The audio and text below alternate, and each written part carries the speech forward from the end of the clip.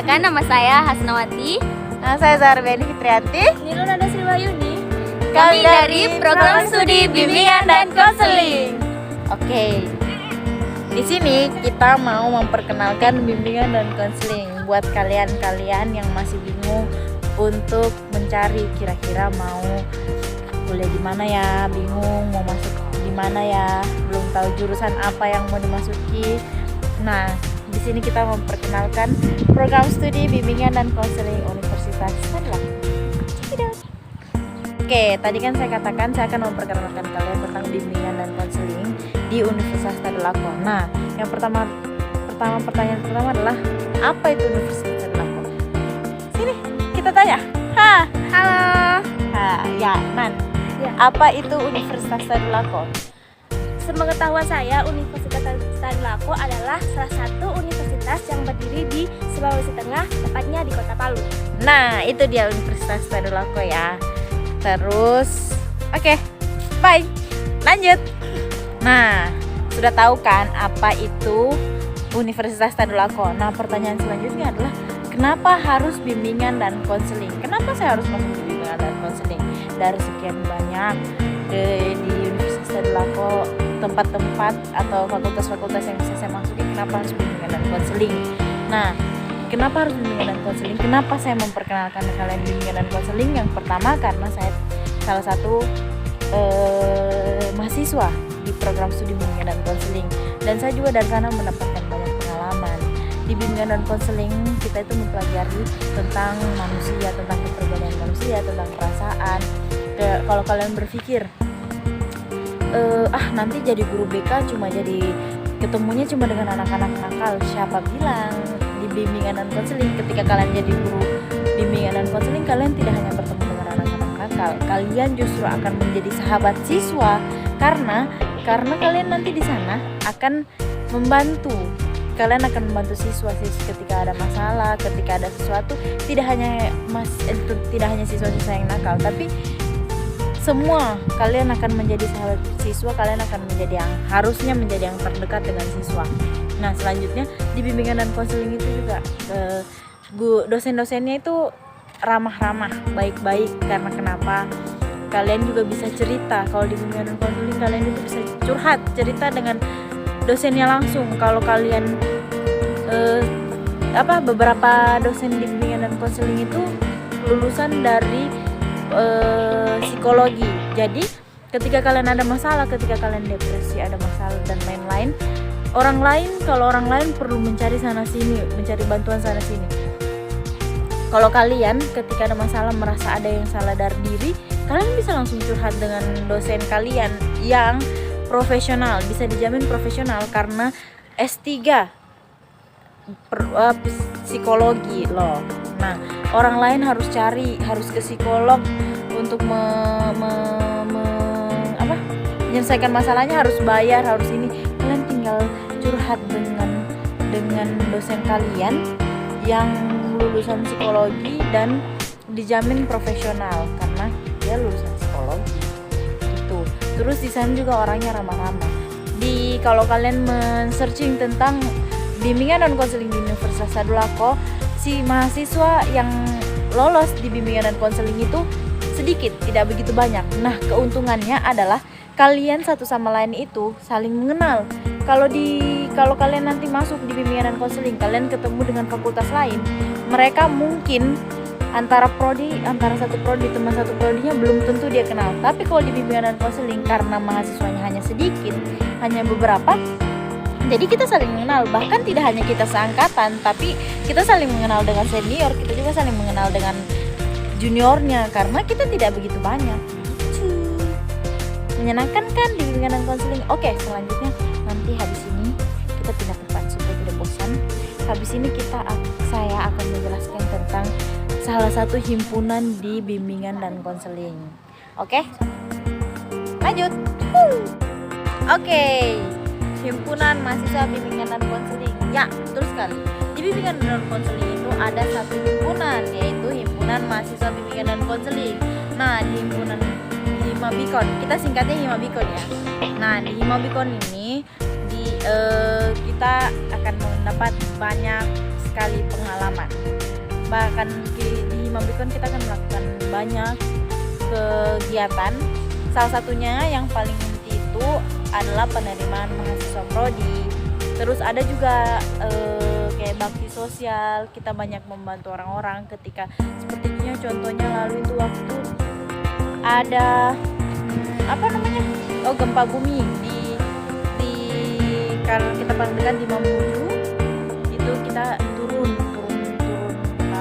langsung untuk mencari dana ke sana, seperti itu dia.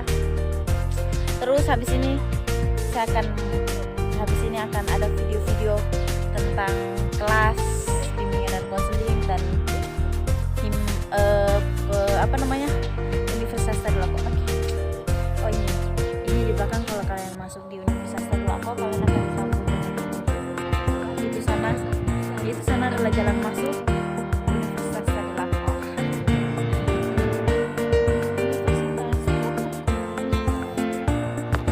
Tunggu dulu. Nah, sebelum masuk ke video selanjutnya, saya jelaskan sedikit lagi ya tentang keuntungan masuk di bimbingan dan konseling. Tadi kan saya jelaskan bimbingan konseling Universitas Tadulako. Nah, sekarang saya mau jelaskan secara keseluruhan. Secara umumnya, keuntungan kalian masuk di bimbingan konseling itu yang paling utama adalah lulusan jurusan bimbingan dan konseling itu paling banyak dibutuhkan.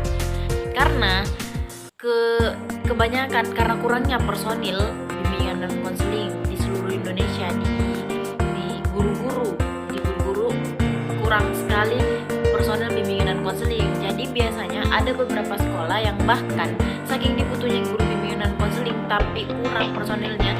Jadi bahkan ada beberapa sekolah yang menjadikan guru mata pelajaran lain sebagai guru bimbingan dan konseling. Itu saking dibutuhkannya dan kurangnya tenaga bimbingan dan konseling. Dan yang kedua adalah bekerja sekaligus membantu orang lain. Bagus sekali. Lulusan jurusan BK itu biasanya bekerja di sekolah kan sebagai guru BK.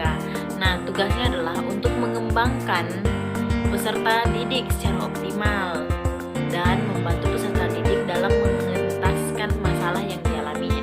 Seperti tadi yang saya katakan, kalian tidak hanya bekerja, tidak hanya bertemu dengan anak-anak saja. Kalau ada siswa yang ingin mengembangkan potensi dirinya, ya tempatnya juga akan ke BK. Begitu. Dan yang terakhir adalah belajar ilmu psikologi. Dan yang terakhir adalah belajar ilmu psikologi. Seperti tadi yang saya katakan kan, di bimbingan dan konseling itu ada dosen yang lulusan psikologi S3 bahkan gitu. Karena di bimbingan dan konseling kita akan mempelajari tentang banyak hal tentang psikologi, seperti bagaimana manusia berperilaku, kepribadian, dan juga banyak lagi. Kalian akan pelajari banyak tentang manusia. Terus kalian juga akan pelajari tentang teknik-teknik konseling.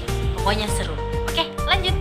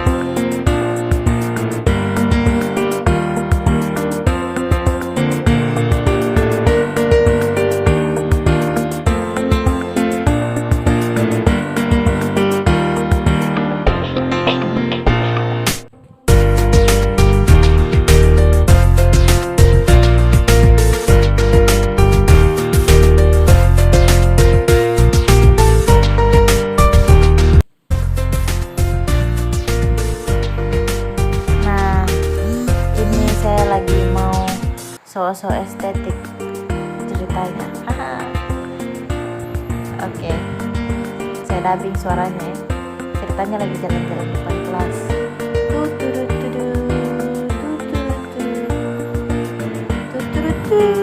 Wah. Kami saja bangga masuk di bimbingan dan konseling. Pasti kamu juga. Ayo daftarkan diri kamu sekarang juga. Bagaimana caranya? Pertama, melalui SNMPTN atau Seleksi Nasional Masuk Perguruan Tinggi Negeri. Dan SBMPTN, seleksi bersama masuk perguruan tinggi negeri.